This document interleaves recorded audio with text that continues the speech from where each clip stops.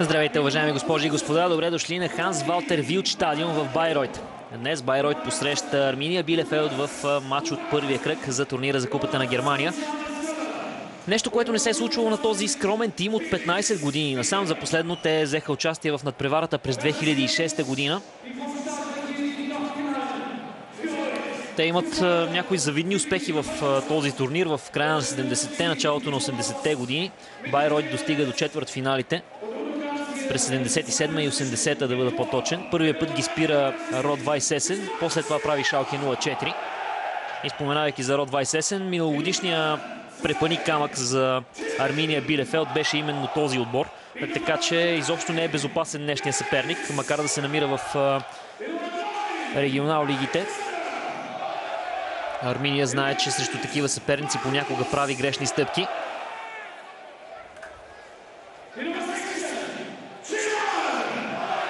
Иначе техните най-величествени успехи в турнира за Купата на Германия са достигането на полуфиналите и на четвъртфинал.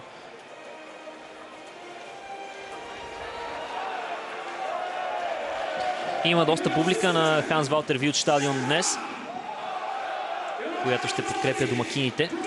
Видяхме и гостуваща агитка за момент от Билефелд. Между другото, тук на този стадион Майкъл Джексън има един концерт по време на турнето си Dangerous World Tour през 90-те. На 2 септември 92 една от спирките му е именно тук, Ханс Валтер Вилд стадион. По това време не се казва така стадиона. Всъщност той е кръстен на един бивш кмет на Байройт.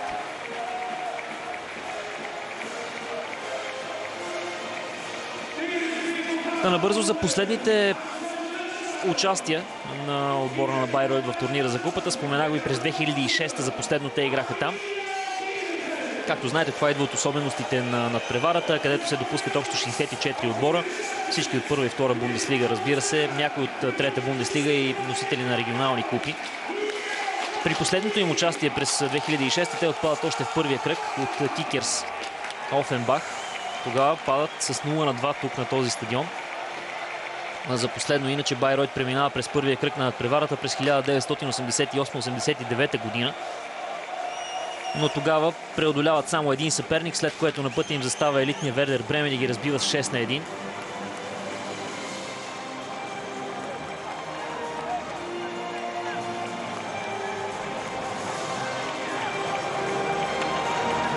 Не са много новите попълнения в състава на Байройт. За нито един от тях не е платена трансферна сума.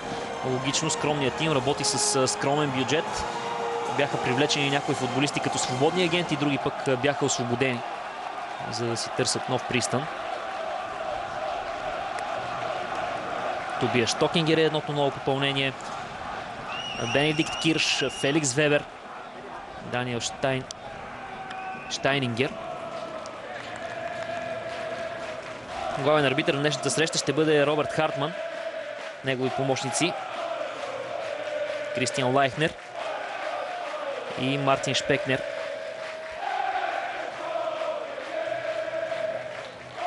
Йохен Гшвентнер пък е четвърти съдия на матча.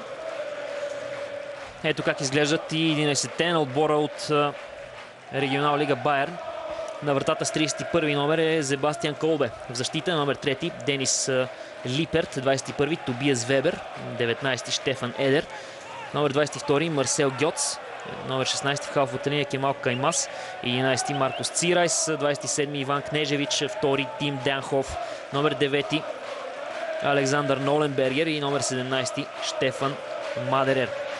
В този си състав Байройт може да използва и петима в отбрана, ако Каймас се изтегля малко по-назад, не играе като опорен полузащитник. Маркос Цирайс може да подпомага нападателя. Ще видим обаче това в хода на двубоя. Състава на армейците пък е следния. Штефан Ортега Морено на вратата с номер 1 в защита, номер 5 Якоб Лаурсен, номер 4 Йоаким Нилсон, номер 2 Амос Пипер, номер 27 Седрик Брунер, номер 16 Фабиан Кунце, номер 19 Мануел Притл, номер 11 Масая Окагала, номер 10 Брайан Ласме, номер 8 Алесандро Шопф и номер 9 Фабиан Клос. Клос води атаката в схема с един централен нападател. Възможно е обаче Алесандро Шопф да се включва като втори такъв, за да може Арминия да преминава в 4-4-2. Ще видим дали това ще се случва в хода на двубоя често.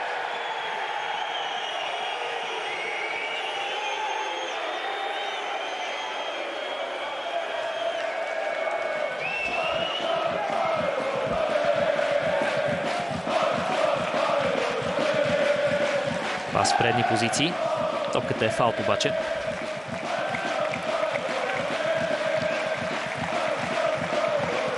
Байройт, както виждате, в жълти екипи.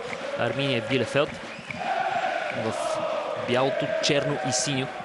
Присъщо за тима на вратаря и червените екипи на половите футболисти.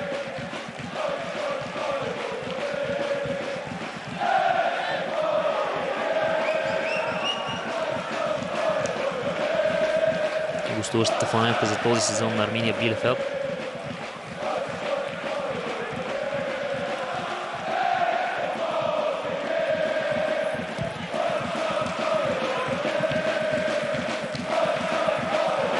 Молбата на спортния директор на Арминия Билефелд беше да се подходи внимателно към днешния матч, за да може отбора да не допуска неприятната изненада от миналата година, защото едно продължаване напред за купата би донесло свежи финансови средства в касата на отбора, нещо, което не трябва да се пренебрегва, за да могат да се представят те стабилно в Бундеслигата и през настоящия сезон. Не бяха прахосани особено много пари на трансферния прозорец. Около 4 милиона евро бяха платени за нови попълнения в Арминия Билефелд. Много удар за домакините. Добра работа защита на Йоаким Нилсон. За Гиерме Рамос от Фейрензе бяха платени 1 200 000 евро. По милион бяха платени за Масая Окагала и Флориан Крюгер. Бриан Ласме пък пристигна от Сушо за 800 000 евро. Останалите футболисти дойдоха като свободни агенти. Нищо не излезе от този корнер. Окагала се бори за първа топка. До нея обаче пръв достига футболист на домакините. Центриране на Денис Липерт. Топката е изчистена от Нилсон. Първо след това и него съотборник помогна. Окагала.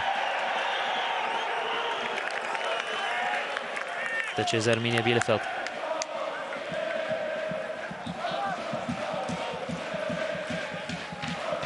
Алесандро Шопф може би е едно от най-силните попълнения за Арминия Билефелд. Футболист с много опит, пристигна от Шалке 04 със свободен трансфер. А същото можем да кажем и за Яни Сера. За него не бяха платени пари на Холштайн Киел. Все футболисти, които биха могли да помогнат на Арминия Билефелд през новия сезон. Днес обаче Сера не е на разположение. Въпреки че е оставен на скамейката, може да го видим в игра за много кратко време.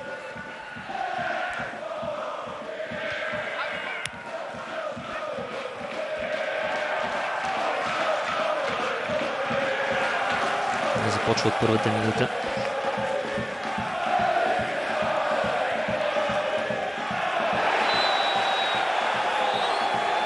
Това в центъра. Първи жълт картон в матча. Тобиас Вебер го получи.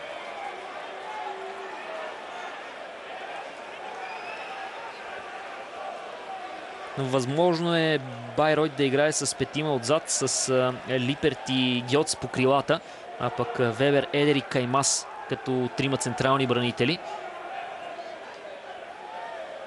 Може обаче и Каймас да бъде изтеглен като дефензивен полузащитник заедно с Данхов.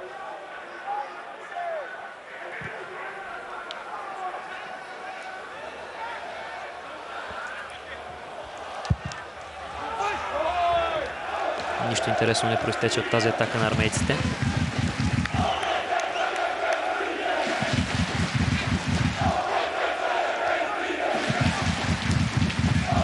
Треньора на Байройт може да е познат на някой от вас.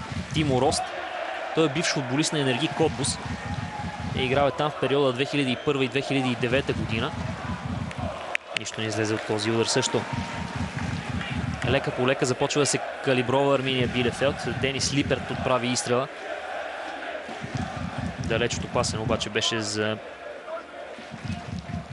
Себастиан Колбе.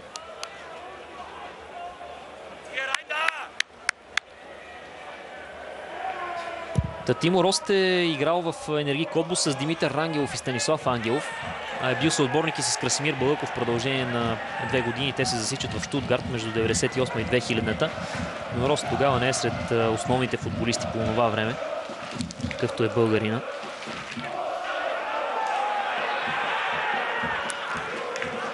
Окагала подаде в дясно. Фабиан Клос. Окагала центрира. Топката е избита от Себастиан Колбе.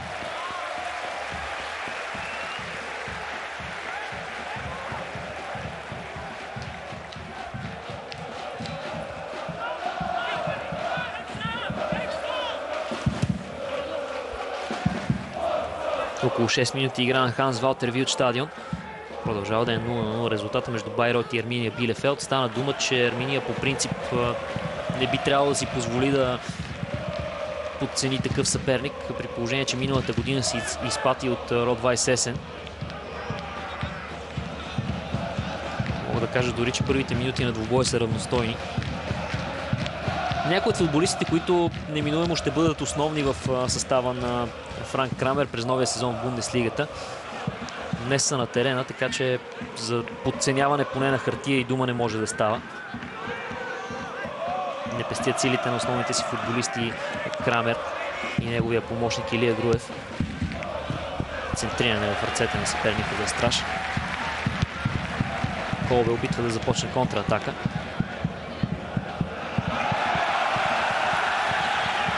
Капитана на Байройт продължи в дясно. На върха на атаката излезе Маркос Цирайс. Центрирането обаче не е насочено към Цирайс. Беше потърсен Штефан Мадерер.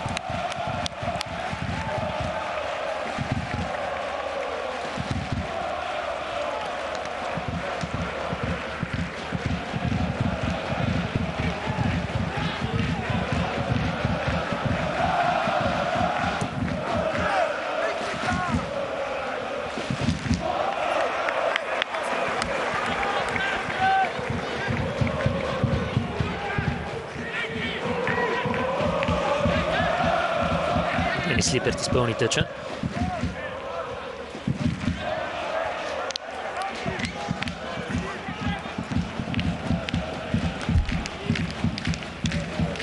Единственият чужденец в състава на Байройт носи капитанската лента на тима.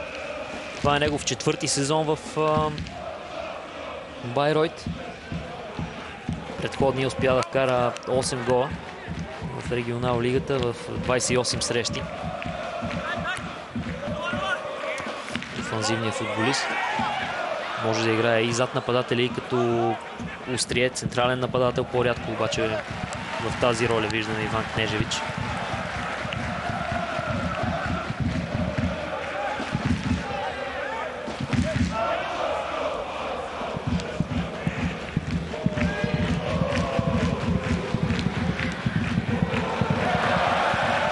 Йоаким Нилсон чисти в тъч. Логично той е за домакините.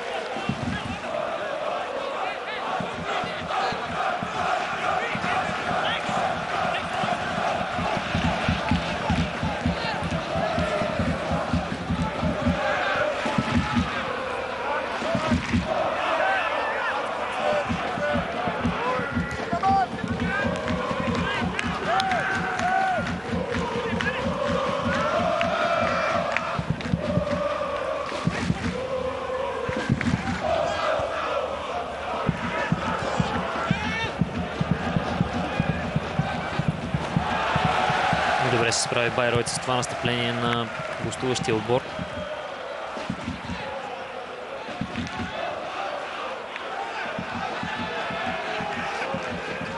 Арминия в схема с 4 бранители: Брунер, Пипер, Нилсон и Лаурсен.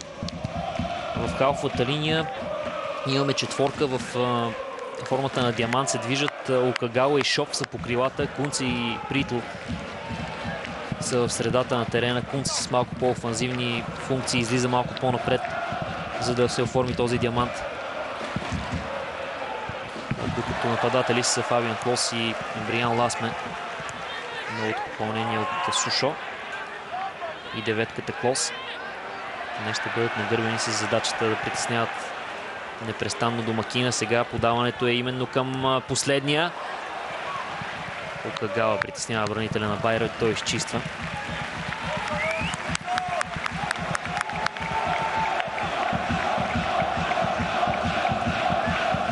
Фабиан Клос играе своя 11-ти сезон в състава на Арминия Билефелд.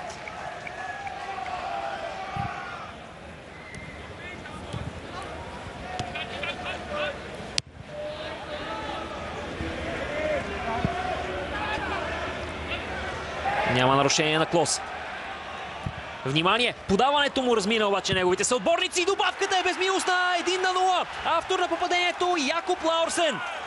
Арминия Билефелд излиза напред в резултата. Минутата е 11-та.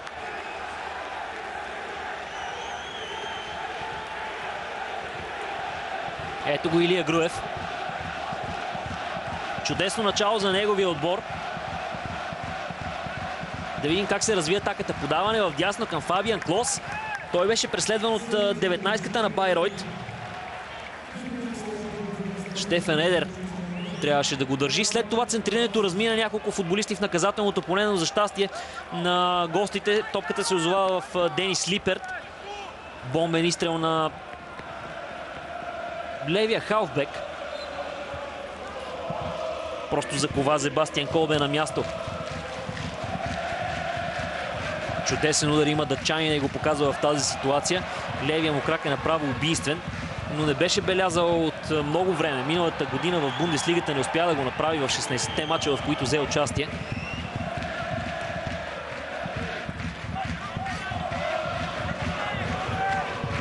Последния път, когато е вкарвал гол, това се случи в датската Суперлига срещу Брьонби. Неговият тим тогава отстъпи с 2-3. Той играеше за Одензе, Болт клуб.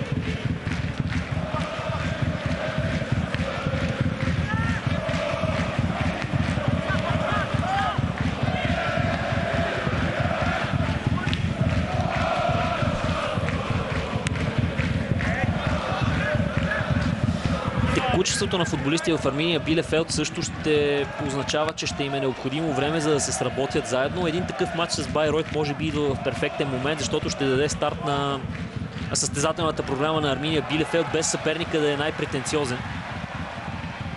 Но пак казвам това с уговорката, че място за подценяване не би следвало да има след фиаското миналата година.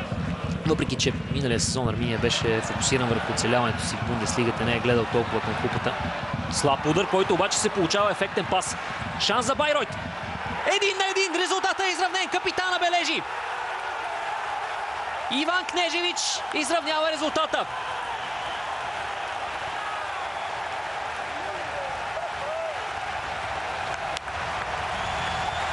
Две минути след като Арминия Билефелд поведе, Байройт удря. Чудесен първи четвърт час играе, наблюдаваме на Ханс Валтер Вилд стадион. Злощастен рикошет, но къде беше десния бранител на армейците, а след това при удара рикошет отново заблуди вратаря и Стефан Ортега Морено нямаше какво толкова да направи. Трябва да обърна внимание от този кадър, който видяхме, че дъжда се усилва в Байройт. Настилката е доста мокра, което е предпоставка за грешки, по-бързи подавания, някои подхлъзвания. Топката се движи доста по-скоростно на такава настилка.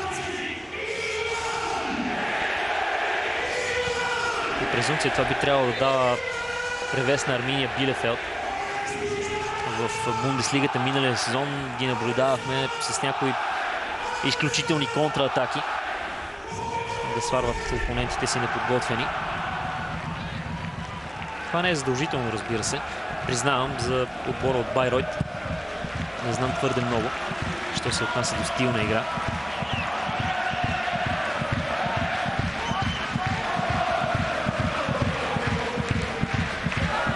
Да кажем, че се предполага отбора от Бундеслигата да умее да играе доста по-скоростно от днешния си съперник.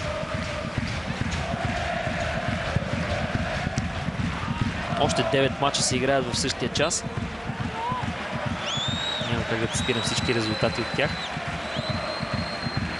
Само да маркирам най-интересните до момента. След 15 минути игра Байер Леверкузен води срещу Локомотив Лайпциг с 2-0. Докато Аугсбург отстъпва в момента срещу Грайфсвалдер. Още една среща, противопоставяща отбор от елита на Германия срещу такъв от ниските дивизии. Член на Оберлигата е днешният съперник на Аугсбург. Това не е тема за сега обаче.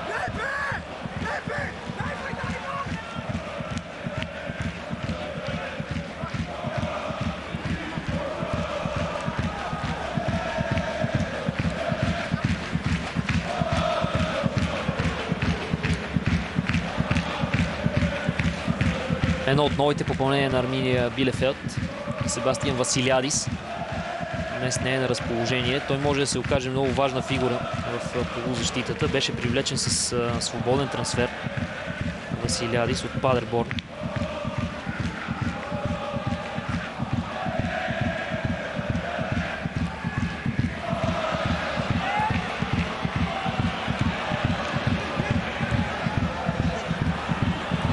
Възможност за Ласме. Французи настреля и принуди Себастиан Колбе да направи добро спасяване. Ударът беше тежък.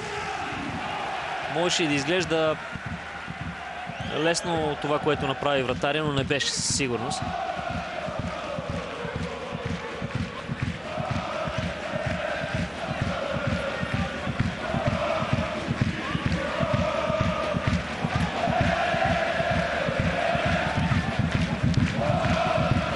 По 17 минути игра вече на Ханс Валтер Вилд стадион.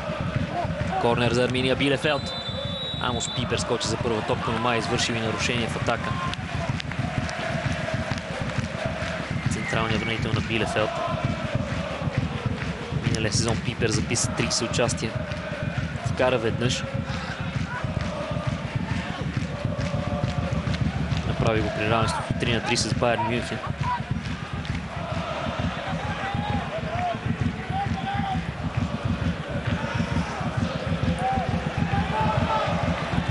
Голмайстора за гостите Якоб Лаурсен центрира.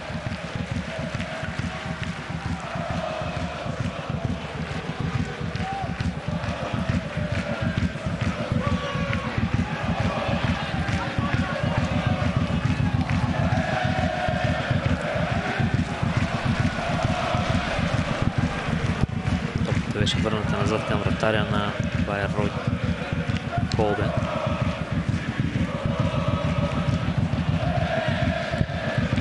Ноленберг отново върна назад към Колбе.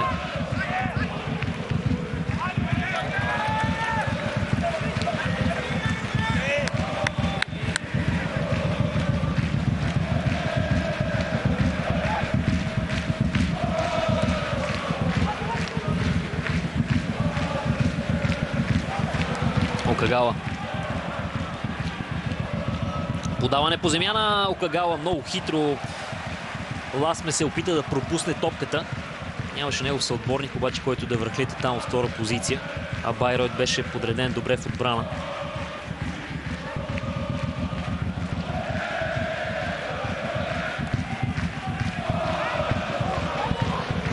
Центриране. Това дава възможност на гостите. Имало е засада обаче. Малко късно, но все пак е бил даден сигнал към главния арбитър Роберт Хартман.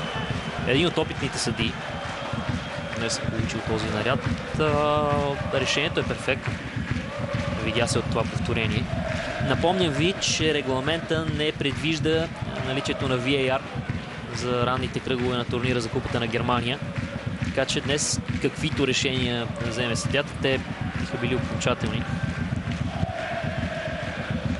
Няма да има шанса да преглежда отново ситуацията на повторение. Вчера имаше един такъв дискусионен момент в първия кръг. Сблъсъка между Мюнхен 1860 и Дармштадт. Тогава при гола на отбора от баварската столица, дел на Филип Штайнхарт, имаше съмнение за засада. Не на Штайнхарт, а на Бианкади. Както и да е. Тогава нямаше ВАР. Няма и днес.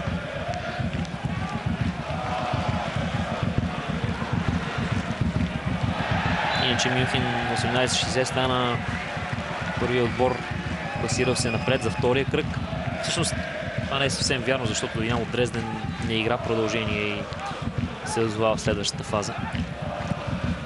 Но двата тима започнаха в петък. Дрезден победи Падерборн, Мюнхен 1860 надви Дармштадт след Дуспи.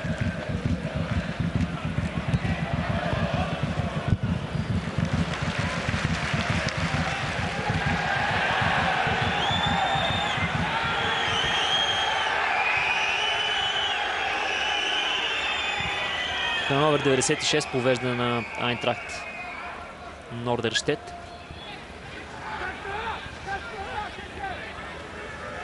Разенбал-Шпорт Лайпциг води на Зандхаузен с 1-0. Тук резултата е 1-1, а може да стане 2-1 греда. Топката е във вратата. Какъв куриозен гол. Погледите към съдята обаче ми говорят за това, че той ще бъде отменен.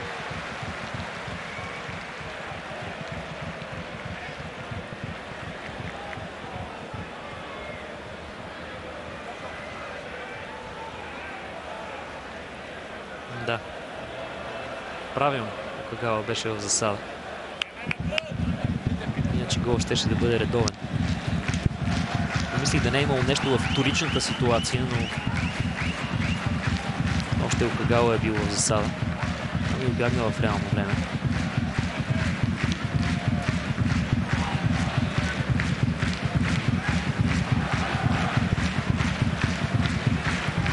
Между другото, Франк Крамер, наставника на Арминия Билефелд, заяви в интервю преди този матч, че Арминия Билефелд така или иначе тренира Дуспи от време на време. Още една индикация, че е взел отбора на Байройт на сериозно.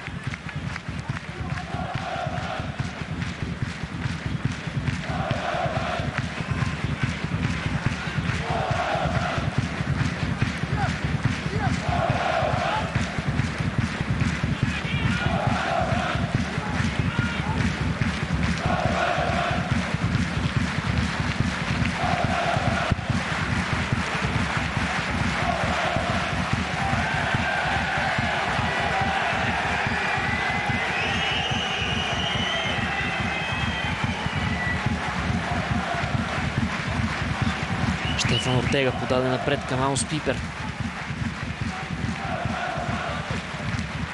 Пипер търси Брайан Ласме. Французина пресира. –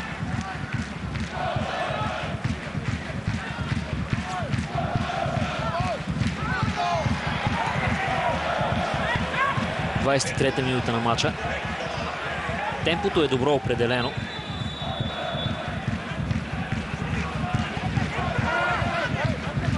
Интригата е на лице, въпреки че един срещу друг са отбор от първото и от четвъртото ниво на немския футбол. Има предимство отбора на Байройт с това, че сезона за тях започна по-рано. Те вече са изиграли 5 официални матча в регионал Лига Байер. Тези 5 официални матча имат 12 спечелени точки. Те бяха постигнати с 4 победи и 1 поражение.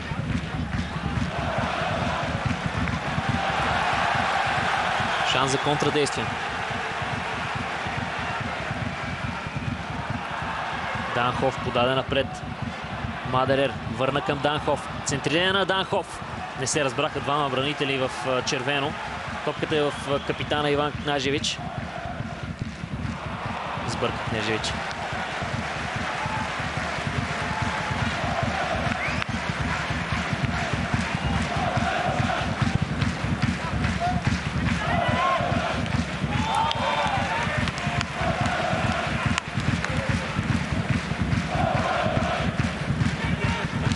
Това беше втори гол през сезона за Кнежевич. Той отбеляза за Байройт и при успеха им с 2-1 срещу Алпштадт. Взел участие във всички 5 мача на своя тим.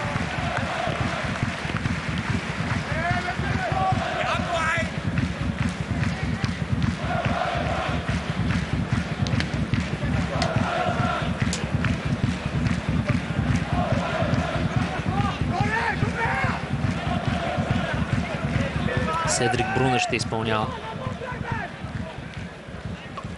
Съдейки подредбата, очакваме дълго хвърляне на Брунер. Швейцареца умее подобни изпълнения. Към вратарското поле е хвърлено кълбото, след това е изчистено от 10 метра в показателното поле. Якоб Лаурсен.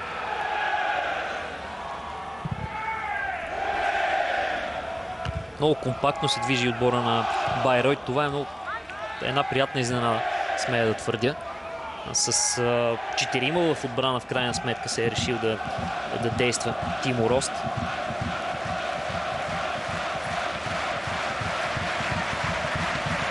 Денис Липер, Тобиас Вебер, Штефан Елер и Марсел Гьоц стоят изтеглени назад. Кемал Каймас, дефанзивен полузащитник.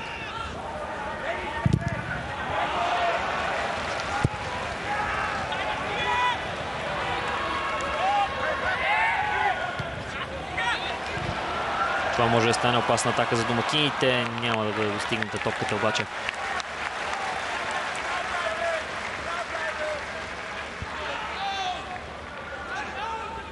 Споменах в началото на своя коментар, че Ханс Валтер Вилч стадион на времето е посрещал концерт на Майкъл Джексън.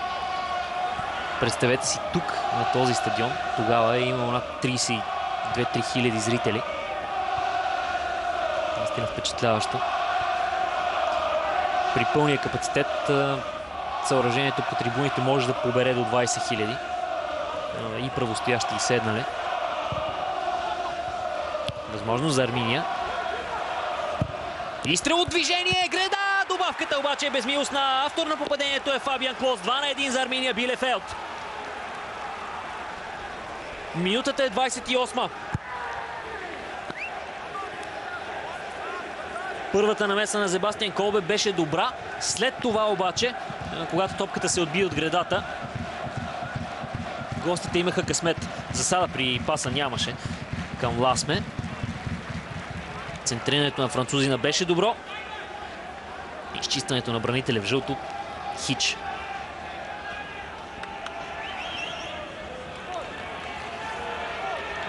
Ситуацията беше проспана от един футболист на Байройт. Тобиас Вебер беше най-близо до топката и просто я гледаше отблизо. Вместо да се справи с връхлитащия Клос. Много груба грешка.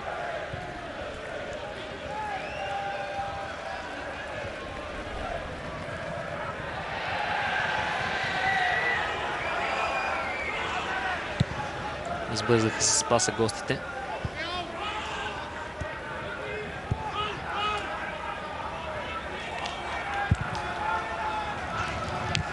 Штутгарт поведе на Динамо Берлин. 28 минути игра там.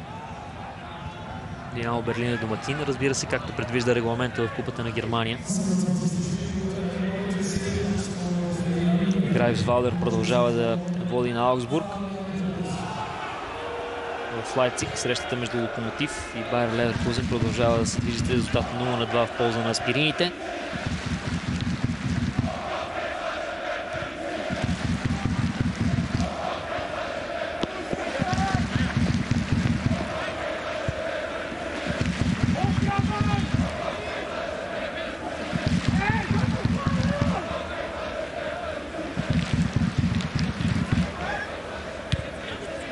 Още един любопитен резултат в матч противопоставящ отбор от Бундеслигата и регионал лигите. Затова след малко обаче корнер ще има за Арминия Билефелд. Вуперталер СФ води срещу Бохум с 1-0.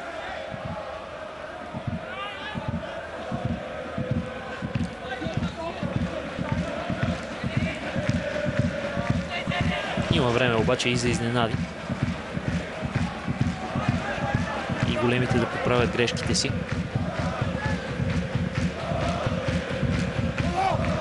Центриране на далечна града. Там футболист в жълто и черно изчиства. А след това удара беше далеч от добър.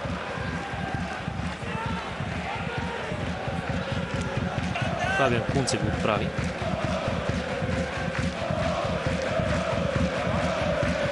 Франк Крамер беше назначен за треньор на Арминия Билефелд през март месец тази година.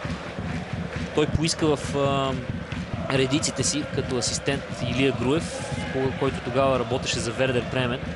Оговорката с бременските музиканти на българина беше да напусне Бремен след като мине матча им с Арминия Билефелд. Той мина и мина успешно. След това нещо се случи с някогашния гигант. Те се сринаха и отпаднаха във втора Бундеслига. Арминия Билефелд пък беше стабилен и започна да трупа точки. В крайна сметка беше над червената черта.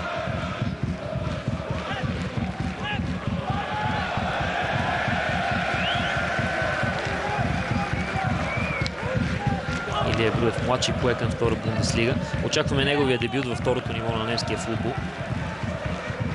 А Илия Груев старши остана помощник треньор на отбор от Бундеслигата.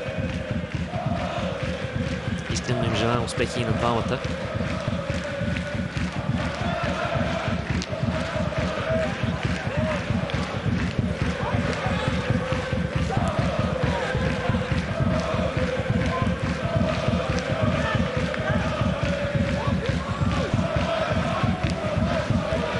Навлизаме в 33-та минута на матча.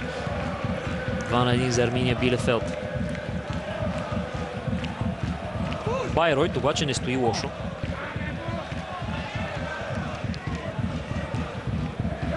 Балонна топка, която трябва да бъде боксирана. Мисля, че това е фал срещу вратаря, който обаче не беше отсъден от арбитъра. Имаше доста футболисти между съдията и самата ситуация. Може би лошо позициониране на Роберт Хартман.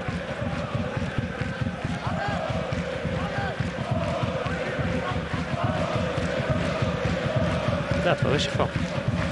Така мисля, Фабиан Клос погледна към Себастиан Колбе и го изблъска съвсем умишлено.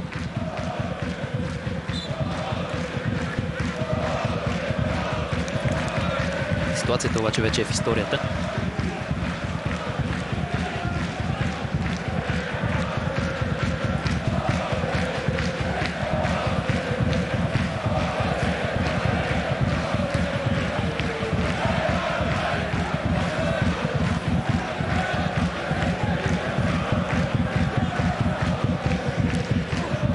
Подаване! Топка в аут.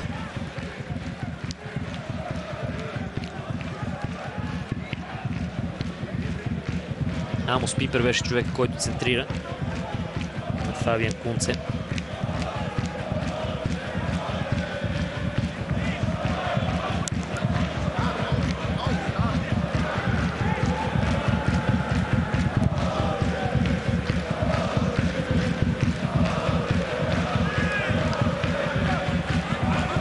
Снежевич подаде в ляво. Топка към нападателите, която обаче не беше достигната от Александър Ноленберг. Марсел Гьоц. Штефан Едер. Нежевич получи от Липерт. Нежевич подаде напред към деветката. Ноленбергер. Съм тази поправка. Фал в атака.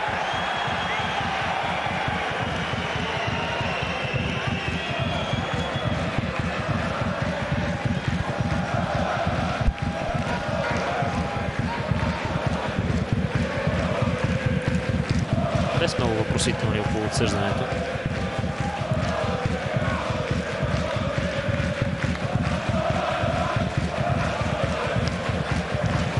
Крамер изиска от своите футболисти за днешния матч да се забавляват, да покажат енергия. О, това можеше да стане куриозен гол. Но да бъдат и сериозни. До момента мисля, че Арминия Билефелд не разочарова в нито едно от отношенията.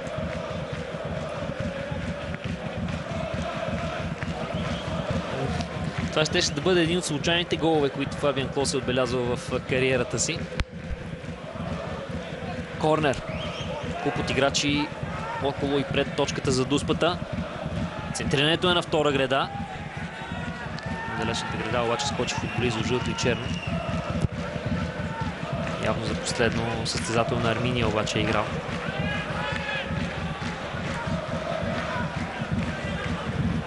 Именно Ласме.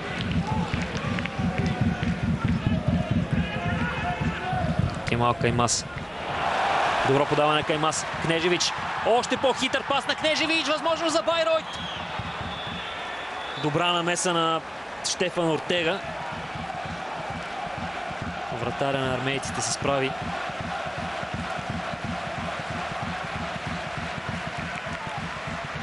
Трудно ще се прецени от тази камера. Така изглеждаше, че може би е имало засада.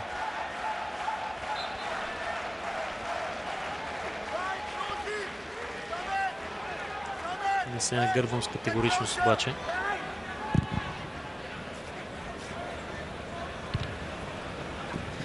Ноленбергер, макар да е деветка, не играе за кован на върха на атаката на Байройт.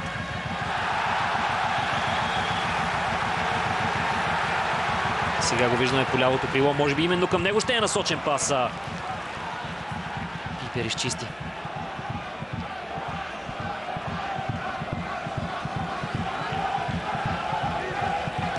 Арминия опитва контратака.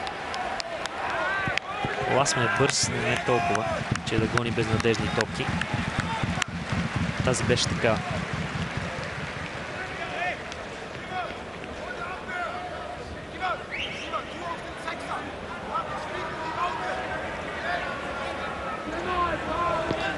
...37 минути игра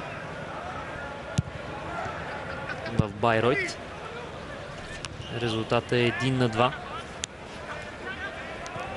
Домакините откриха чрез Якоб Лаурсен в 11-та минута. Прекрасен гол.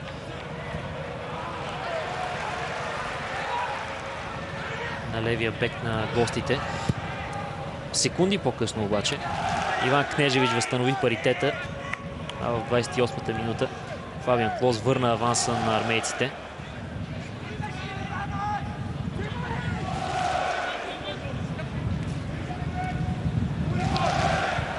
Клос по Кагала, подаде напред. Изстрел, който е блокиран. Засада.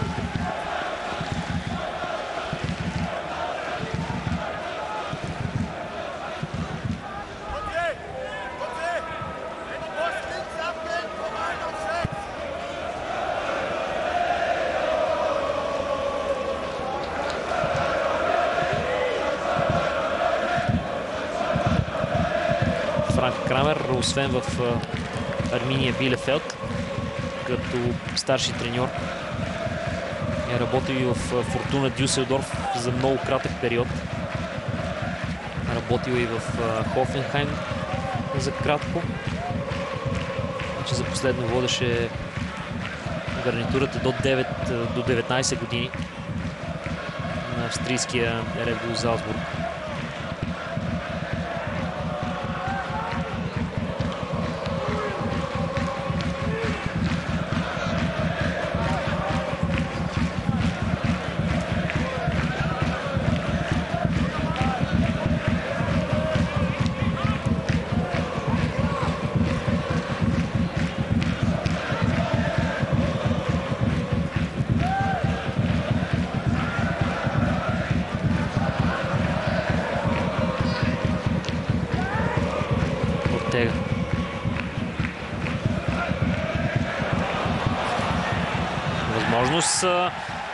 за гостите. Има падане в наказателното поле, което обаче не беше видяно като нарушение от съдията, въпреки бурните претенции на футболиста на Арминия Билефелд, че е бил фаулиран. Усети контакта Фабиан Клос и реши да играе като за Дуспа. Казвам го така. В никакъв случай не го обвинявам в симулация, просто понякога е разумно в такава роля да предпочетеш усетил контакта на гърба си.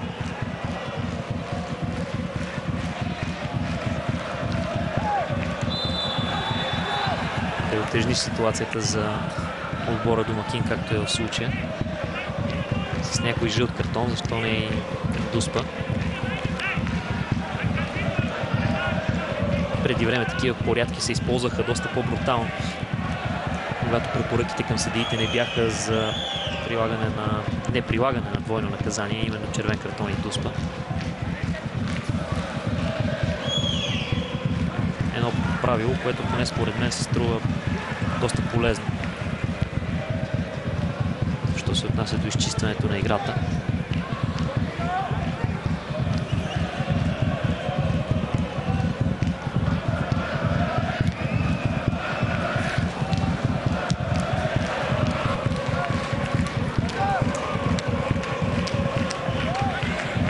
Нарушение срещу Окагава. Нямаше нарушение срещу Окагава. В крайна сметка беше отсъдено. Всъщност Алесандро Шот, не Окагава. Него ни показаха камерите.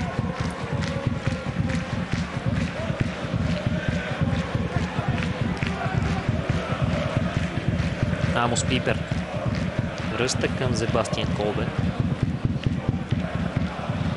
Седжик Брунер.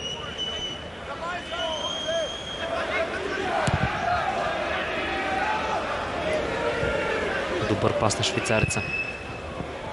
Центриране, да видим. Спечели високата топка Брайан Ласме. Ударът му обаче беше неточен.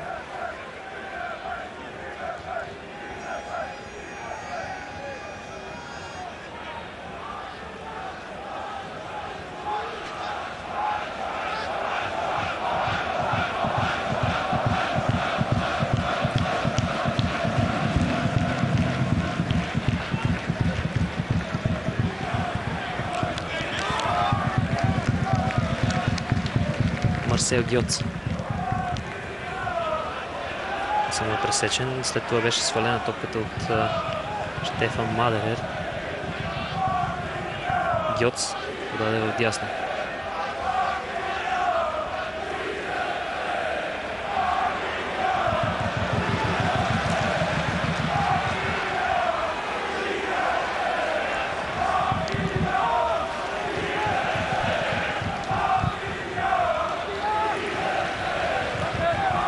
Перфектен контрол. Падане в наказателното поле от футболист на домакините. Билефелд можеше да контратакува. Пас обаче попадна във вратаря Колбе.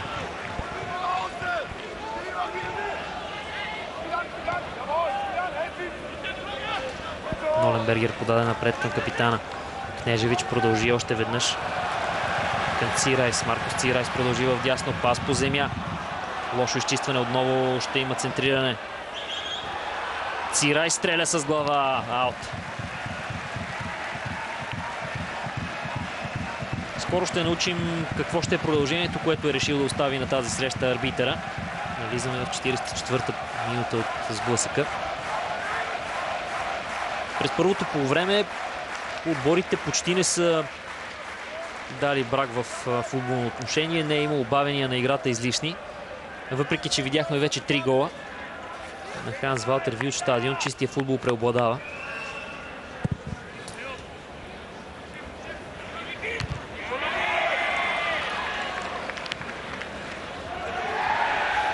Температурата в момента, впрочем, в Байройт е около 20 градуса.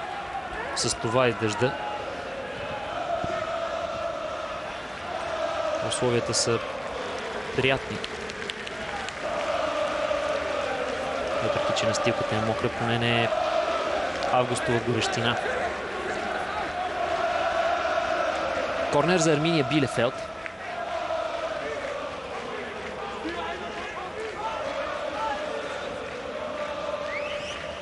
без сензации за сега и в другите мачове, които се играят в същия час. Общо 9 срещи. Аугсбург изравнява.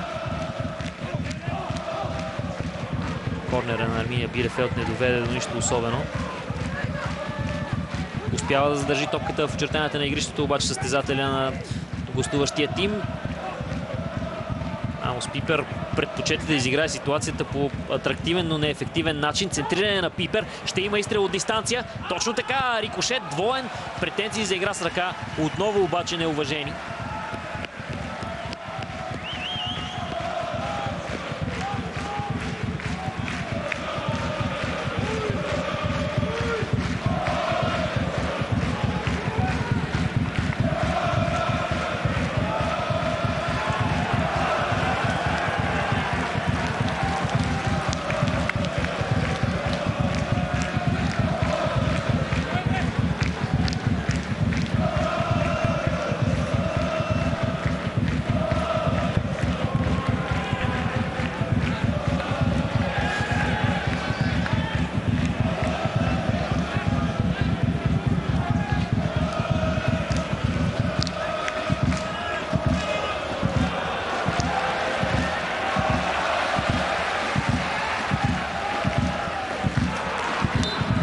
Топката е загубена от домакините, но няма да има шанс за Арминия Билефелд да организира последна атака за полувремето.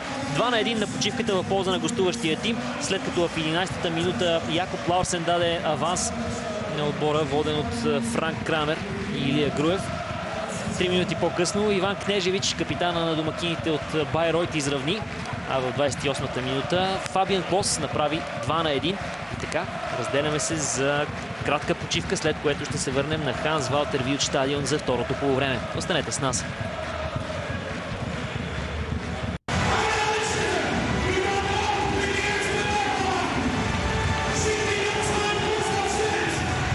Картината ни върна в тунела на Ханс Валтер Вилдстадион в Байройт. Северно-баварското градче.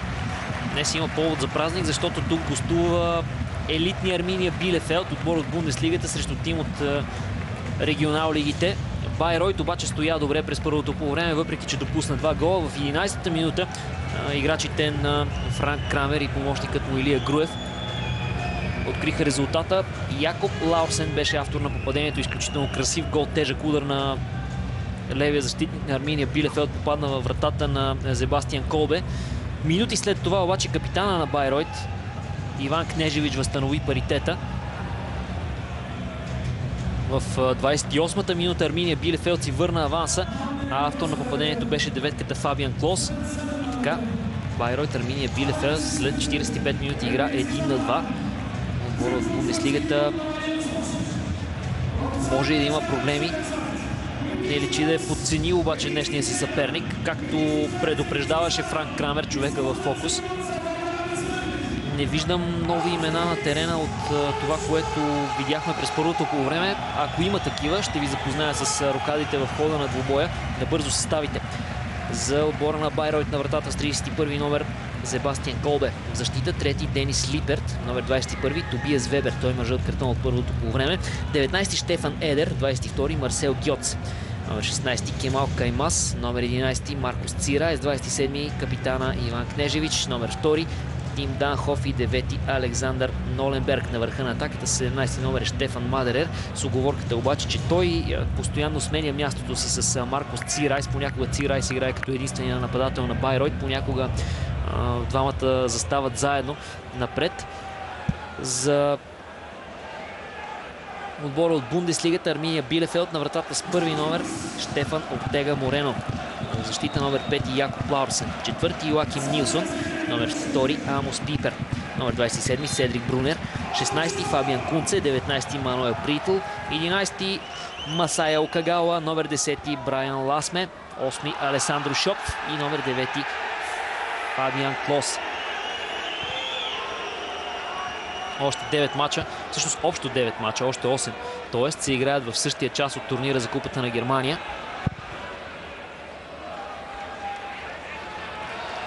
Единственият, който до момента не предлага голове, противопоставя Вайхе Фленсбург срещу Холштайн Кил. 0-0 е там. Локомотив Лайпциг отстъпва срещу Байер Леверкузен с 0-2. Разенбал Шпорт Лайпциг води при гостуването си на Зандхаузен с 2-0. Да видим тази атака на домакините. Байройт с шанс влиза в наказателното поле. Деветката на баварците. Има сигнал на арбитъра. Грайвсвалдер и Аугсбург играят при 1-1. Оснебрюк води на Вердер Бремен с 1-0. Хановер води с 2-0 при гостуването си на Айнтрахт Нордерштет. Вуперталер СВ води на Бохум с 1-0. И Динамо Берлин стъпва срещу Штутгарт. Резултатът е 2-0 в полза на отбора от Бундеслигата.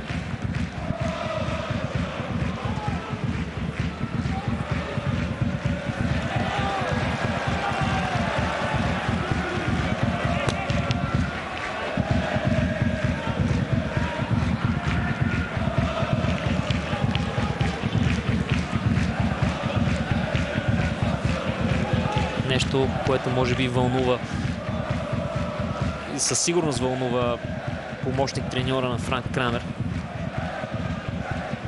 е това, че неговия син Илия Груев младши в момента е на пейката за Вердер Бремен.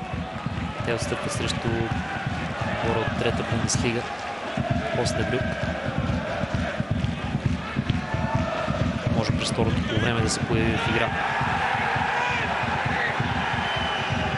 Илия Груев младши.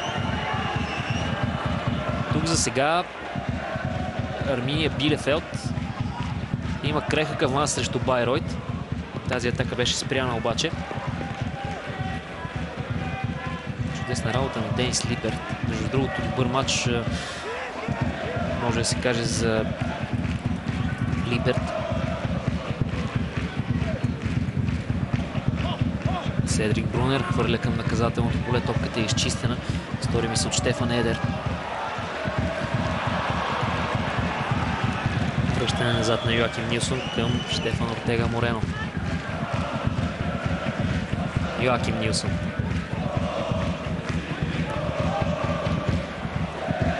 Окагава не успя да спре. Клос обаче някак си успя да прокара топката да стреля с левия крак. Вече беше на земята.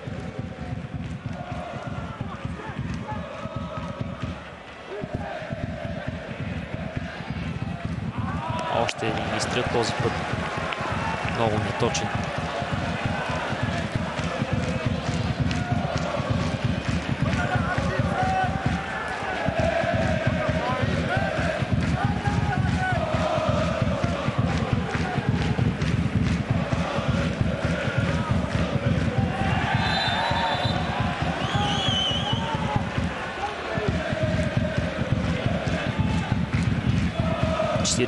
Минути игра. Байройт, Арминия Билефелд 1-2.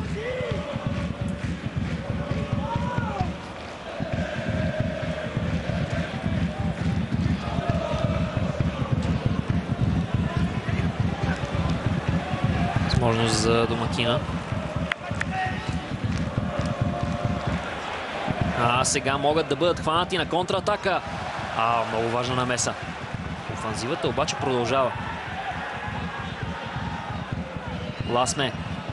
Ласме подава. Двама футболисти в жълто-черно бяха пред състезателя в червено, който трябваше да получи.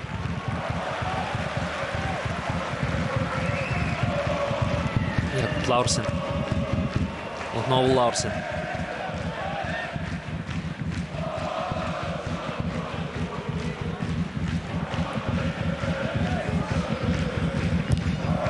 Подаване на датчанина. Дали няма да стане 3-1? Добавка! Да! 3-1. Автор на попадението Брайан Ласме. От никакъв ъгъл. Французина бележи първия си гол с фланелката на Арминия Билефелд. 3-1. Минутата е 49-та.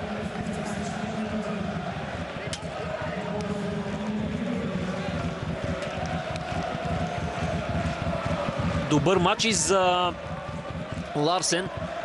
Няма да бъде записано това като асистенция на Якоб Лаурсен, но той направи гола и направи това брилянтно центриране, след което можеше да се стигне до откриване на резултата. После от никакъв ъгъл предпочете да стреля Ласме.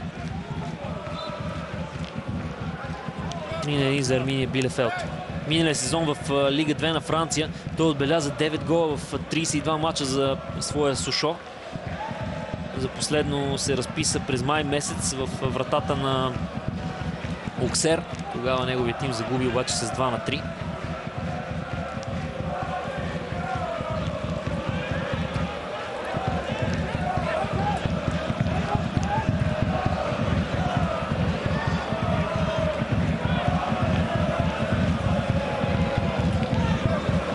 Кнежевич. Подаване на Иван Кнежевич в ръцете на Ортега. Каква грешка! Боже мой, какъв гол допусна Арминия Билефелд. Разликата е намалена. Изоставането на Байройт отново е един гол.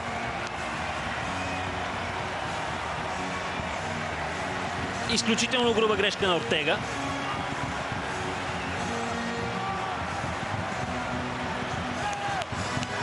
Балонно центриране. Ортега изпусна кълбото в крака на футболиста с 17-ти номер Штефан Мадерер.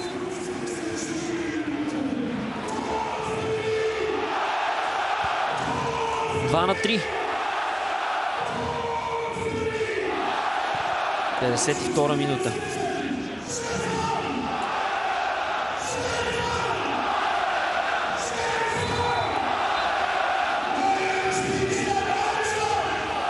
Диктора на стадиона определено задава добра атмосфера за привържениците на Байройт. Между другото, на почивката имаше връчване на награда, мисля, че за един от привържениците. Не разбрах точно как беше спечелена тя.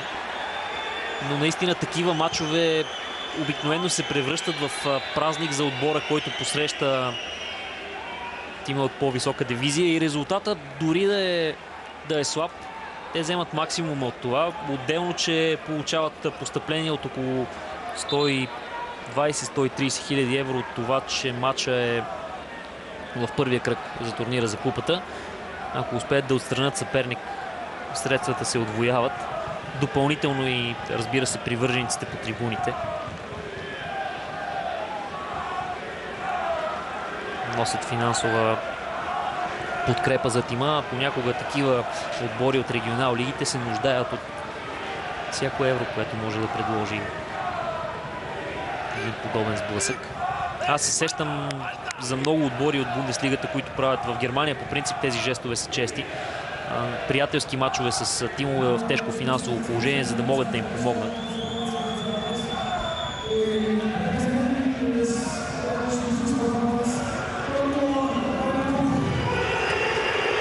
Първоначално в реално време не ми изглеждаше да е толкова сериозна травмата. Повторението обаче ме убеди, че има защо да лежи футболиста на Байройт.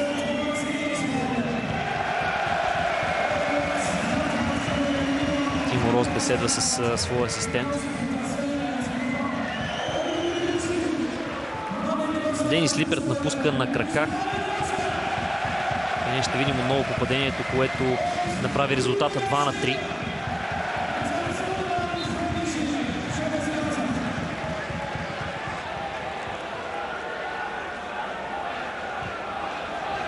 Това е най-резултатният матч от 9-те, които се играят.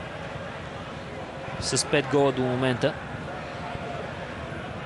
Втория най-резултатен вече е в столицата, където Динамо Берлин отстъпва срещу Штутгарт с 0 на 3.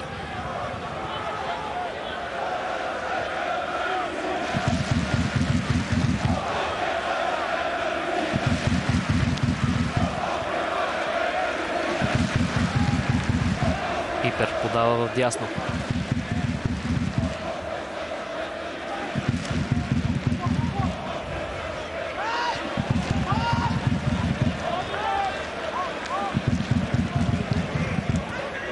Гьоц. Изчистване на Марсел Гьоц.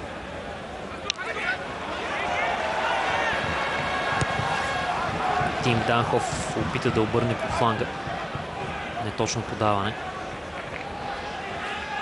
Окагава.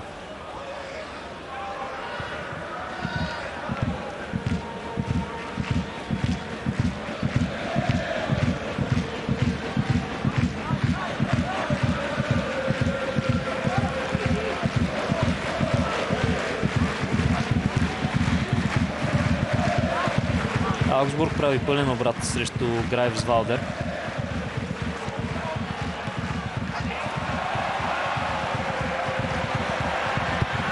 Подаване вдясно. Още едно центриране. Кнежевич стреля. Тежък и неточен удар. Намери топката добре от движение. Ако беше намерил очертанията на вратата с този изстрел, капитана на Байройт можеше да направи 3-3.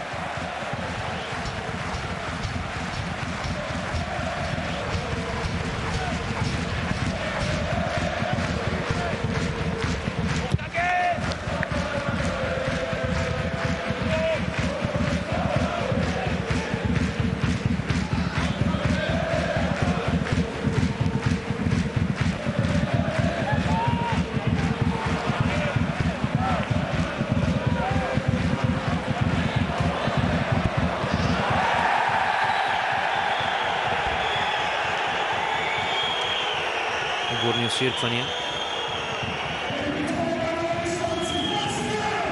По адрес на Брайан Ласме. За да съм честен спрямо него, опита с тяло да запази Себастиан Колбе. Такива възгласи са нормални.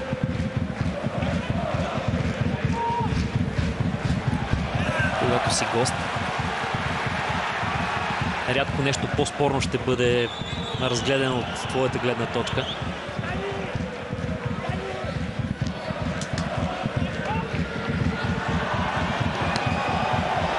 Нападнал футболист червено на тревата. Топката ще бъде извадена от игра.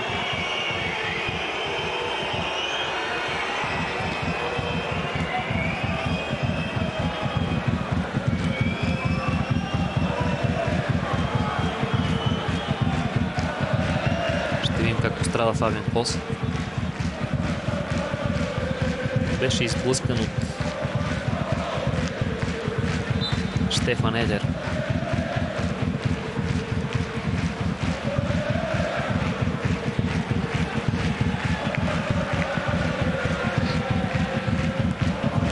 Пипер. Много с Пипер към Штефан Ортега.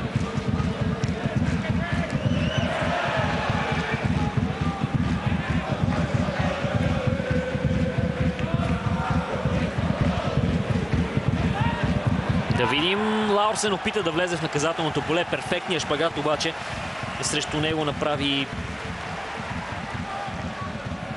може би Тобиас Вебер.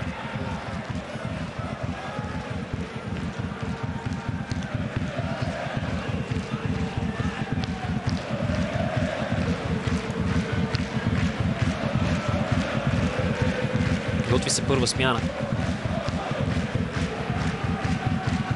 Тя ще е за домакините, които сякаш се движат в 4-2-3-1 с различни ротации, обаче непрестанни.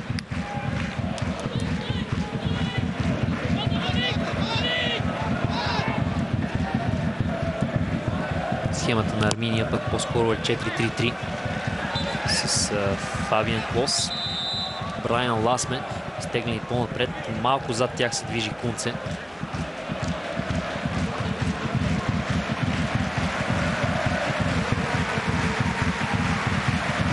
Штайнингер се появява на терена. Даниел Штайнингер на 26 години, роден в Пасау, заменя деветката Александър Ноленбергер.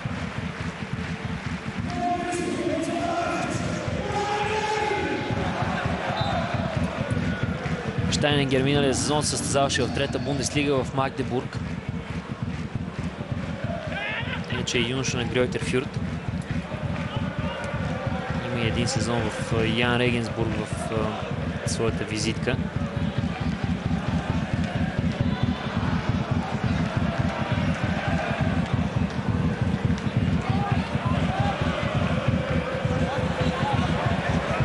Ласме. Стреля Ласме. През човек опита този удар. Надяваше се, че Себастиан Колбе няма да внимава. Това обаче не беше така. Вратаря на Домкините улови. През краката на Марсел Гьоц мина топката.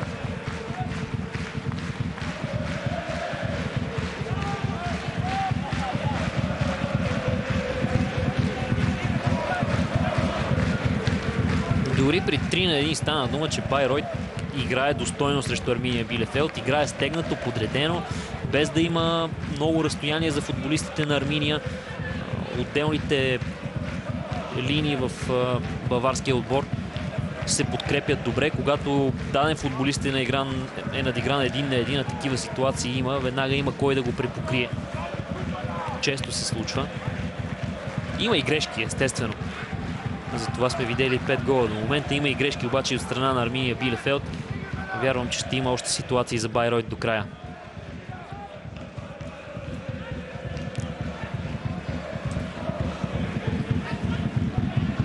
Обещанията на Франк Крамер обаче се сбъдват и Арминия не е подценил днешния си съперник.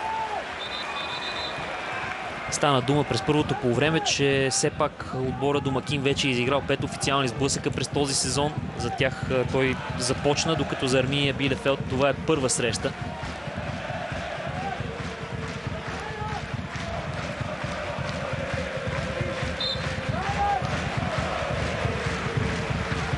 Центриране.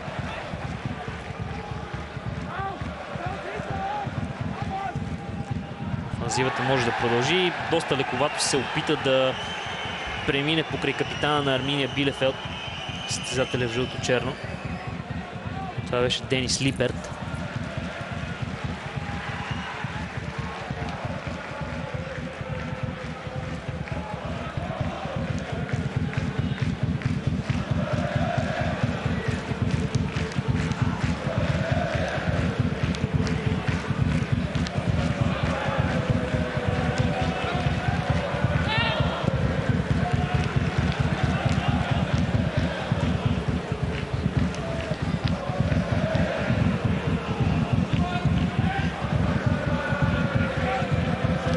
Ласме. Топката му отнета.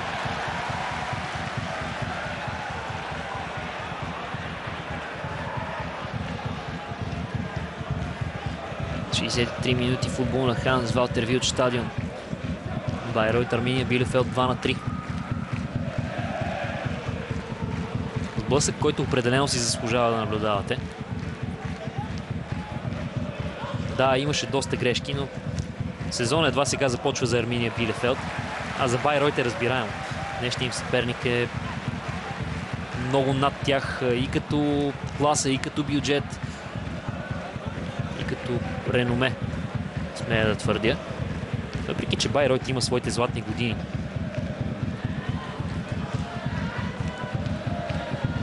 Става въпрос за края на 70-те, началото на 80-те. Тогава ви казах, в началото на първото по време ви казах докъде са стигали за турнира за купата. Двата четвъртфинала през 77 и 80-та. През 1979-та обаче те са на косъм от това да влязат в Бундеслигата. На 2 мача са от това да го сторят. В крайна сметка обаче мечтата им така и не се сбъдва. Те никога не са били част от елита. А към днешна дата не изглеждат и като тим, който би могъл да има такава амбиция.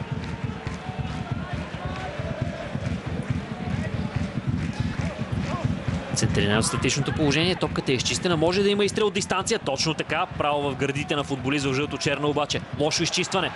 Може да има добавка. Няма да има обаче. Шанс за контратака. Тим Данхоф. Спечели много терен Данхоф. Центрирането му обаче остава и доста футболисти под топката. В крайна сметка е достигнато от негов съотборник. Но чак на противоположния тъч. Ново центриране. И добра намеса на Мануел Притъл. Удар в очертанията на вратата.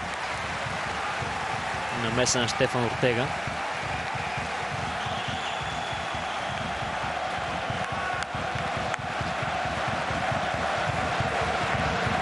Да, шансове за Байройт до края ще има.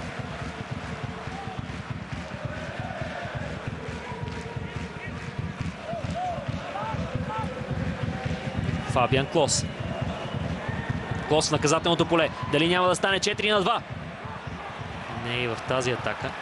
Не и с такова суетене от страна на Алесандро Шопф. Фал, който ще доведе до жълт картон за футболист на Арминия Билефелд. Якоб Лаурсен извърши фала. Той получава жълтия картон. Той и Тобиас Вебер са двамата официално предупредени състезатели от началото на сблъсъка. Вебер още рано в 3-4 минута беше декориран. Регистрираме жълтия картон за Якоб Лаурсен в 66-та минута.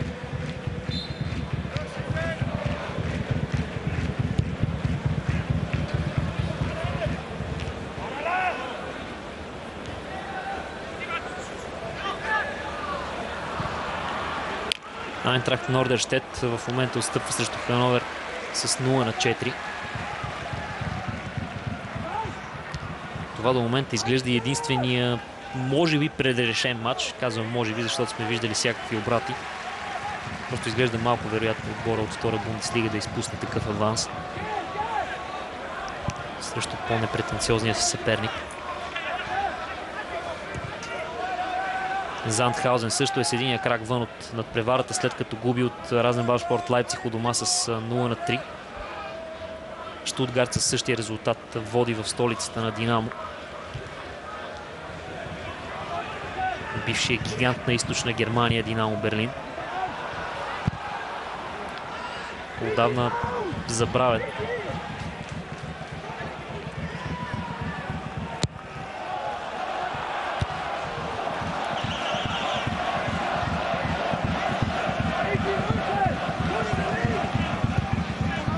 Центриране. Дали няма да има автогол? Да! 3-3! Тотален шок за Арминия Билефелд.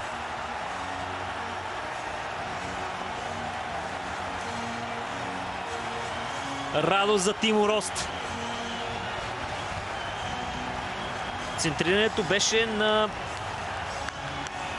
Тим Данхоф. Автогол струва ми се на Амос Пипер. Не е на Амос Пипер, а на Йоаким Нилсон. Нилсон, който не се знаеше дали ще попадне в състава днес, защото имаше сътресение.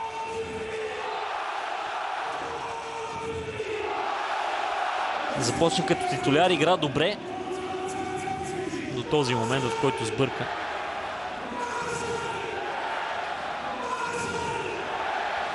Грешка, идваща със сериозна цена.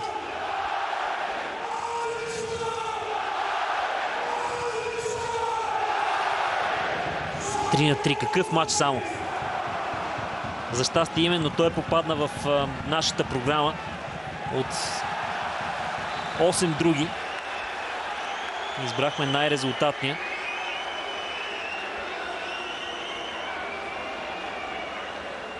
Най-резултатният, който има и своето българско участие. Помощник треньора на армейците. Помощник треньора на този човек, Франк Крамер. Българина Илия Груев.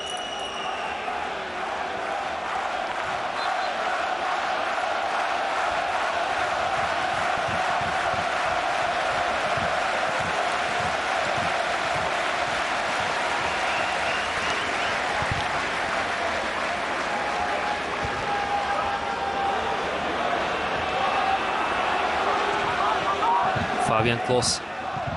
Може да погледнат вече и към скамейката си, според мен, Франк Крамер и Илия Груев. Беседваха преди малко нещо. Е възможно да са говорили именно за това как може Арминия Билефелд да се върне в матча. Може би с някоя по-офанзивна смяна, защо не.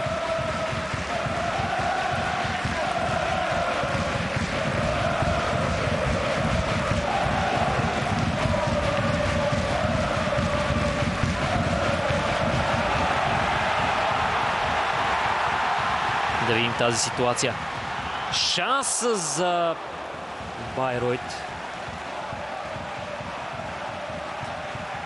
Марсел Хартел е един логичен избор за Арминия Билефелд. Полузащитник, който може да даде идея в играта на днешния гост.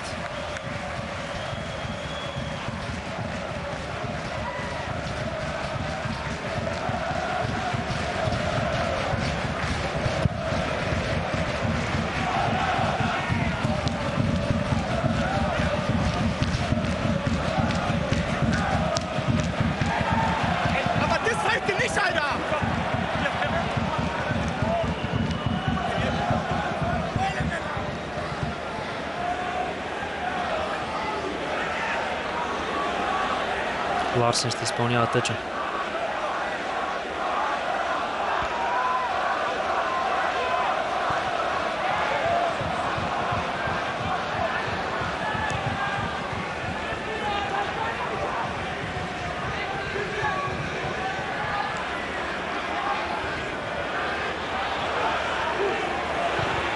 Изстрел в ръцете на Себастиан Колбе.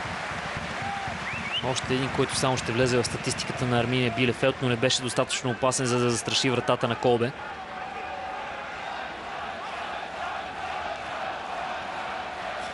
Може би ще се пусне в игра Яни Лука Сера, нападателя родом от Хановер,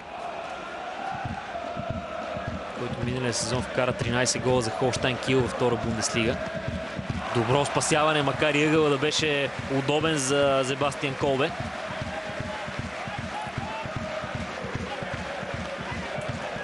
Може би промяна в халфовата линия ще даде нещо позитивно за Арминия Билефелд.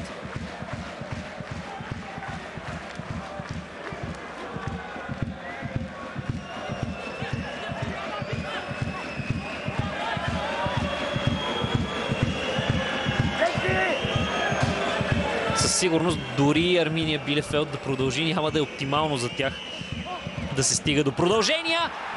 За сега няма такава опасност. Резултатът е 4-3. Може би Йоаким Нилсон се реабилитира.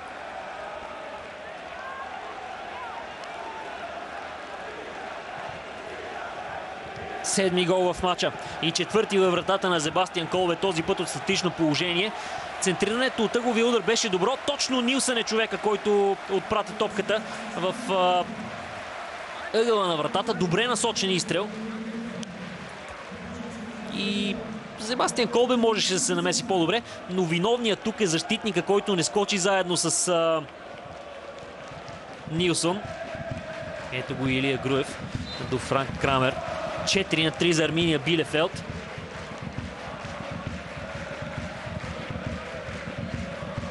Минутата е 74-та. Повече от четвърт час до края на редовното време. Нищо не е свършило. Всичко може да се случи. Вече 2 гола аванс. Веднъж пропиля Арминия Билефелд. Шанс за 5-3. Топката е изчистена. Добър матч за дебютанта в официални срещи. Брайан Ласме.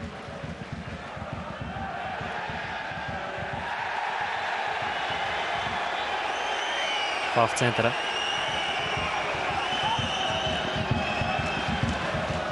Якоб Барет Лаурсен има жълт картон до момента и Тобиас Вебер от състава на домакините. Напомням.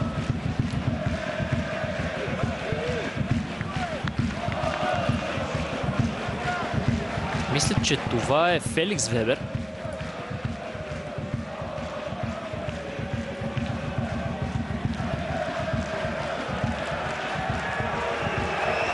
Жълт картон за помощника на Тимо Рост.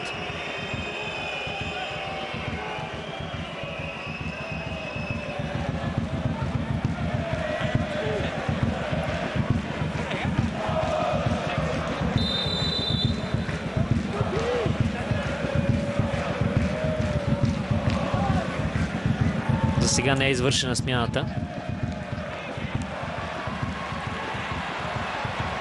Центриране. Двама футболисти около състезателя жълто-черно. Топката от никакъв ъгъл беше върната към вратарското поле. Има сигнал обаче на арбитъра. Могат да си отдъхнат армейците. Дъжда не е спирал да се излива над баварското градче Байройт. Това обаче не пречи на публиката да се радва.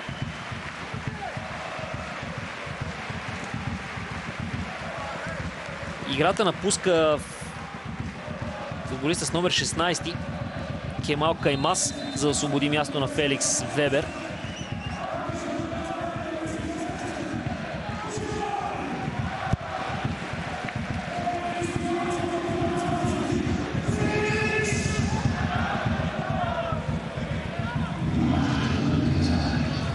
Мисля, че Тобиас Вебер и появилия се току-що Феликс Вебер нямат родинска връзка. Просто съвпадение на фамилиите.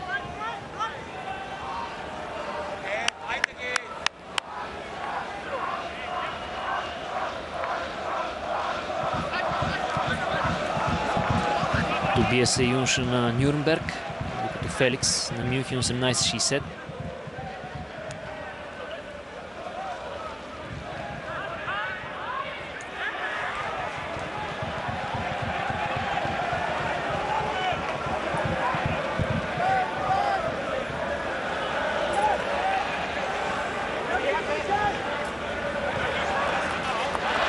Грешка на Арминия и нарушение, което ще струва жълт картон, втори такъв за състезател на гостите.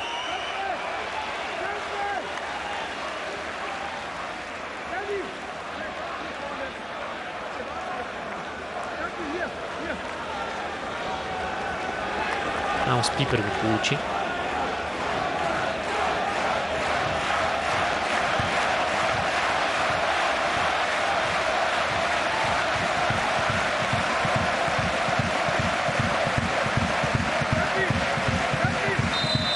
Ситуация позволява центриране към ръстовите футболисти в жълто-черно. 4-4! Автор на попадението Штефан Едер. Имаше сигнал. Това беше странно. Докато гледахме реакцията на треньора Франк Крамер, стана ясно, че гол е бил отменен. Греда за Арминия Билефелд. Още един изстрел! 5-3. Може би играта приключи. В момент, в който от Байройт се бяха изправили на крака, мислейки си, че резултата е 4-4, да видим какво стана. Засада. Това е станало. Просто изпълнението беше светкавично, но докато се радваха от Байройт, последва бързо изпълнение от страна на Арминия Билефелд. Греда на Брайан Ласме. И след това гол.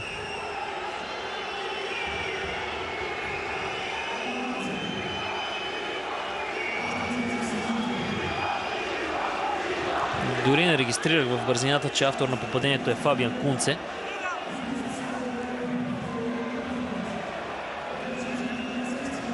Какъв луд матч само в Байройт.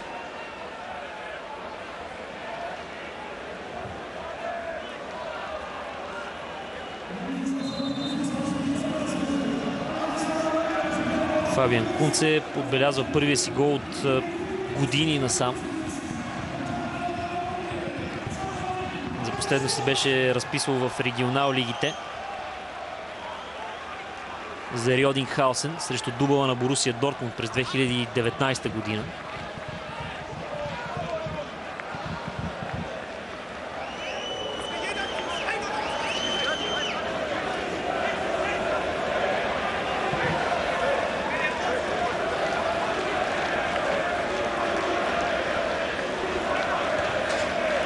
Има време за нова порция луст.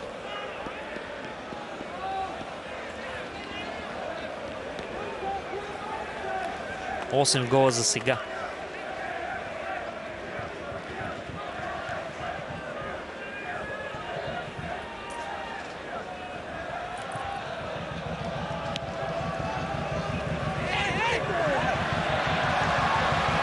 Байройт атакува от ляво. Центриране. Данхоф. Още един пас. Фаул в атака на Данхоф. В останалите мачове Динамо Берлин отстъпва срещу Штутгарт. 0-4 е резултата в столицата. Айнтрахт Нордерщет губи от Хановер с 0-4. Аугсбург води на Грайвсвалдер с 3-2. Байер Леверкузен води при гостуването си на Локомотив Лайпциг 2-0. Фленсбург и Кил още не са си отбелязали, 0-0 резултата там. Зандхаузен отстъпва на Лайпциг с 0-3. Арминия Билефелд. Байройт. Разбира се, 5-3 за Арминия. Вердер Бремен отстъпва срещу Оснебрюк 10 минути преди края на редовното време. Смяна. Двойна в Арминия.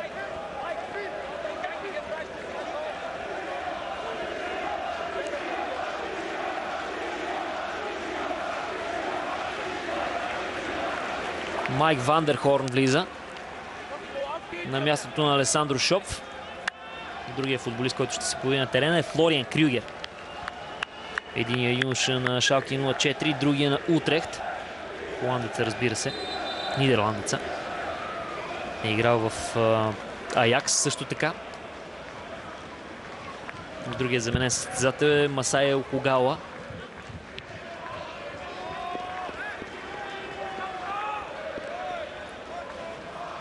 Един матч пренабрегнах, а резултатът там е интересен.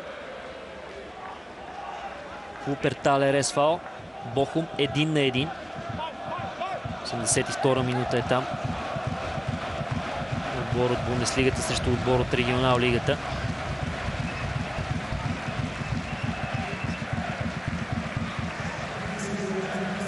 Подценявания обаче не трябва да има. Топката е загубена от Байройт. Подаване към Ласме. Има сигнал. Засада на французина. 83-та минута на матча. Абсолютно професионално изтеглена засада от страна на Байройт.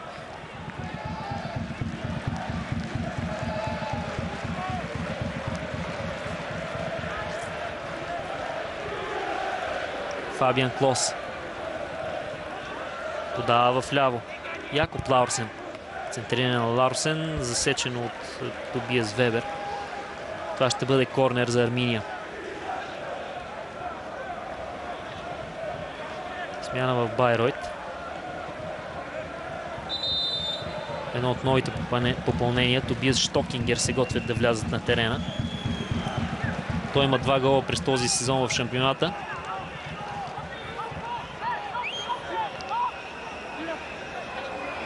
Отбеляза ги във вратата на Райнам Лех. При успеха с 4-0 на Байройт като гост. Ще видим кой ще замени Штокингер след изпълнението на неговия удар за Арминия Билефелд. Центриране на далечна греда. Това трябва да е нов корнер. Така мисля. Да.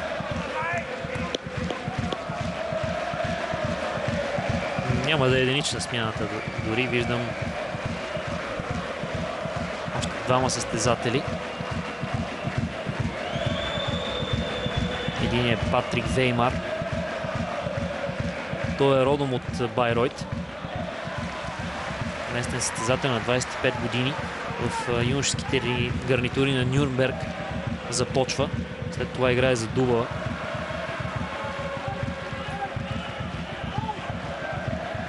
Другия е украинец Антон Макаренко. За него след малко, когато го видим на терена.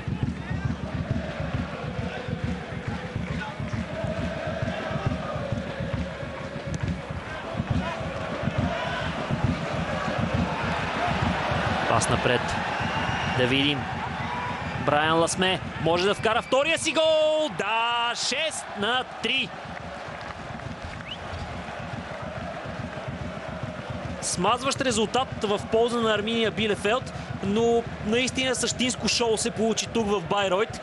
Интригата беше на лице до сами края на матча, въпреки че резултатът е толкова изразителен в полза на отбора от Бундеслигата. Здрава битка им беше дадена от отбора от Северна Бавария. До 73-та минута резултата беше равен. Тогава Нилсон даде аванс. А в 79-та можеше да стане 4-4. Байройт отбеляза гол. Той беше отменен заради засада. При последвалата атака домакините не се бяха организирали добре. Тогава Кунце се включи и вкара за 5-3. На практика, накланяйки везните решително в полза на Арминия Билефелд. Още един штрих на матча сложи този втори гол в срещата на Брайан Ласме. 6-3. Точно смените, които ви изброих преди малко. Един е напуснал състезател, видях, че е Тим Данхоф.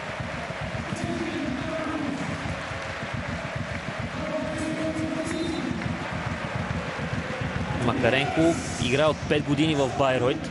Миналия сезон вкара 10 гола в 20 мача, 32 годишния украинец, роден в Харков, но голяма част от кариерата му е преминала именно в Германия. Всъщност цялата му кариера, мога да кажа, професионална е преминала в Германия. Във втора Бундеслига той е играл за Аугсбург, играл и в регионал лигите, и в трета Бундеслига.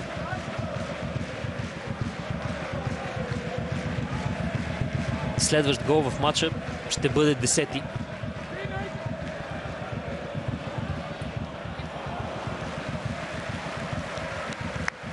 Много щастливи изглеждат феновете на Арминия Билефелд в сектора за гости. Ще имат определено щастливо каране на връщане. Над 4 часа път ги очакват.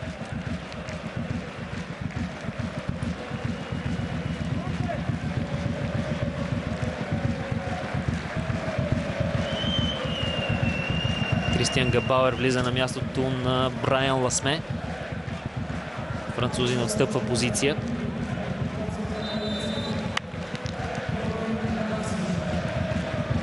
Австриеца с 7-ми номер.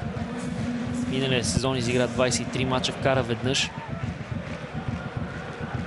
Направи го в мрежата на Байер Мюнхен на Алианц Арена при онова 3-3. Говорих за него по-рано в коментара си.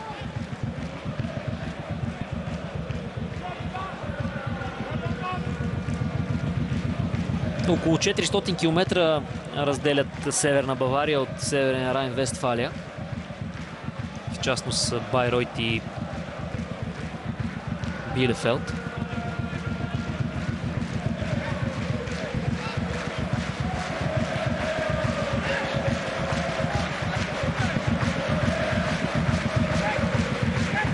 Една сериозна изненада се печела в останалите сблъсъци. Оснебрюк продължава да води на Вердер Бремен.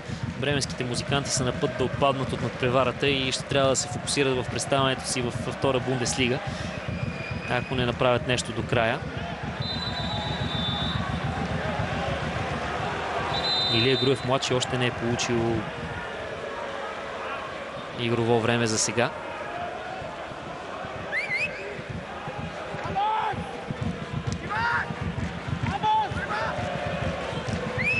Яни Сера влиза на терена.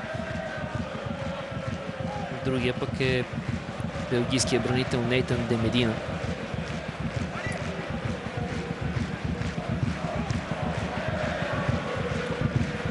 Всъщност не е Яни Сера, моля да ме извините. Гиерме Рамос.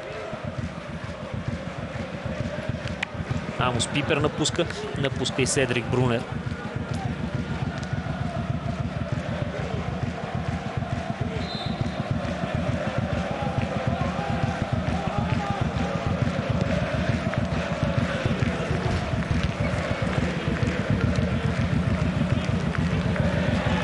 Десета минута на Ханс Валтер Вилдстадион. Фантастичен матч между Байройт и Арминия Билефелд. 3-6 е резултата.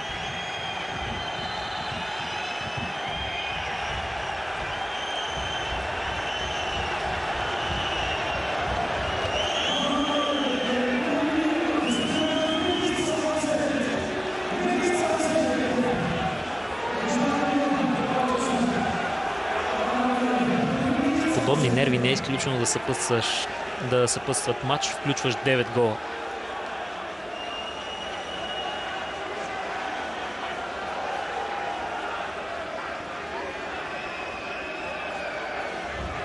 Байройт се показа, че може да играе хубав футбол. Сега в момента Роберт Хартман беседва със своя асистент, за да види кои футболисти трябва да накаже. А картони ще има. Може да се разминат и с устни забележки, но виждайки какво държи в ръката си, и Вебер, и Клос ще бъдат декорирани. Още един състезател от домакините получи жълт картон, струва ми се.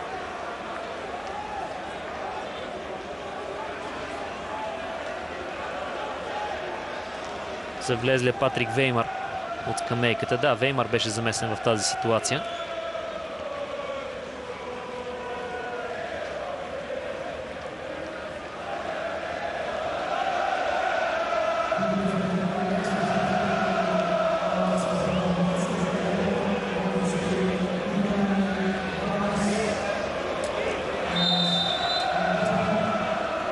Скоро ще чуем и последния съдийски сигнал. След края на добавеното време. Опасна игра. Нарушение от съдия арбитъра.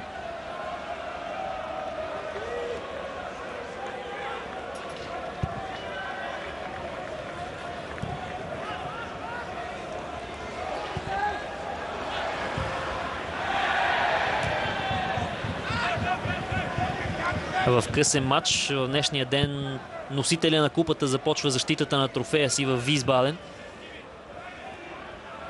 Висбаден, Борусия Дортмунд е среща, която може да наблюдавате в каналите на Диема Спорт.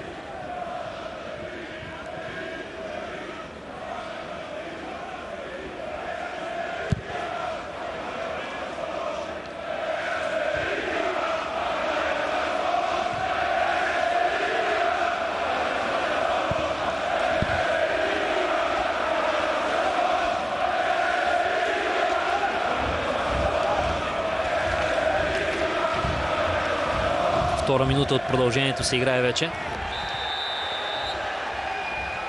Фаул за Байройт.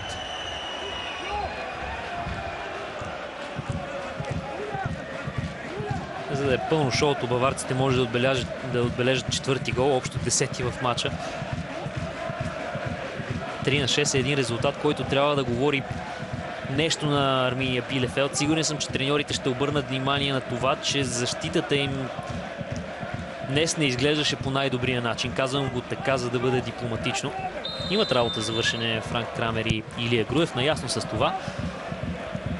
Но днес резултатът е позитивен за тях и това е вън от съмнение. Все пак е отстранен отбора на Байройт.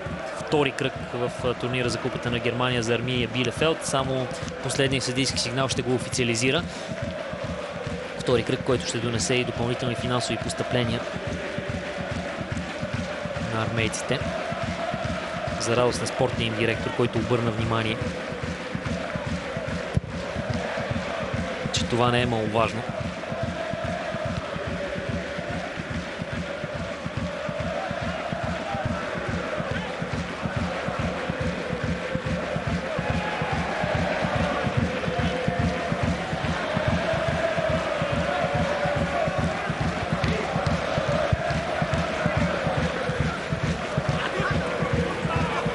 За Арминия Билефелд.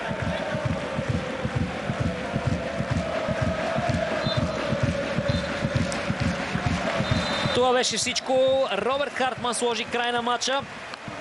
Байройт, Арминия Билефелд 3-6 краен резултат. Армейците са във втория кръг за турнира за Купата на Германия. В 11-та минута Якоб Ларсен даде аванс с хубав гол. Иван Кнежевич в 14-та изравни 1-1, 2-1 след попадение на Фабиан Клос в полза на гостите. 3-1 за гостите в 51-та минута. Автор на гола Брайан Ласме. Последва попадение на Штефан Мадерер в 52-та минута и автогол на Йоаким Нилсон в 68-та минута. Така резултата стана 3-3. 4-3 стана в 73-та, когато Нилсон се разписа от корнер в 79-та минута. Фабиан Кунце вкара пети гол за Арминия и крайното 6-3 беше в 85-та минута, когато Брайан Ласме вкара втория си гол в срещата. За мен Милен Спасов беше удоволствие да коментирам този сблъсък за вас. Драги зрители, вие останете с нашите програми. До нови срещи!